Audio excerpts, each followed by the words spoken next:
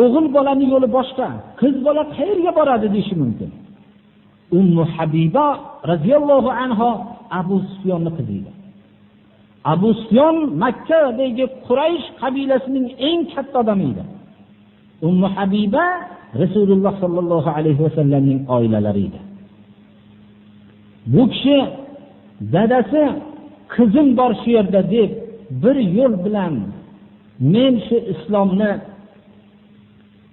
kelishgan sulhni buzib qo'ygandan keyin bir qaytarib olarman, qizim bor shu yerda deb kelgan vaqtda birinchi Ummu Habiba o'tirgan uyga keldi. Ota birodarlar, birovni shavkatlik, sha'nlik otasi bo'lsa, u Abu Sufyoncha otasi bo'ladi. Kelgan vaqtda xonaga kirdi. Rasululloh sallallohu alayhi vasallam o'tiradigan bir oddiy xurmo bargi solingan to'shakchaga o'tirmoqchi bo'ldi. To'shakni topib oldi. "Ey qizim, mendan bosh tortdingmi?" dedi. Bu Rasululloh sallallohu alayhi vasallam o'tirgan to'shak, sen mushriksan, najossan, o'tirishing mumkin emas dedi. Mabodo bir kishi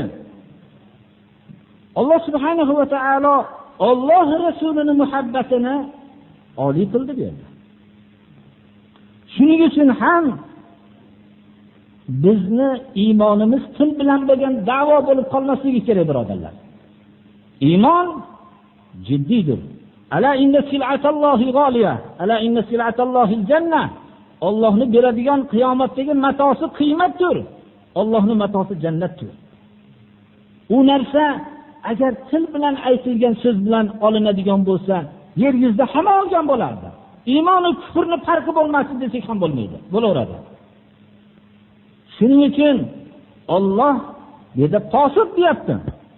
Agar shu tarozining bu pallasida turgan tomon Alloh rasuli va Allohning yo'lidagi kurashdan ortiq kelsa, o'zingizni boshqalam qo'ymang, posib deng. Alloh aytgan nomni ayting.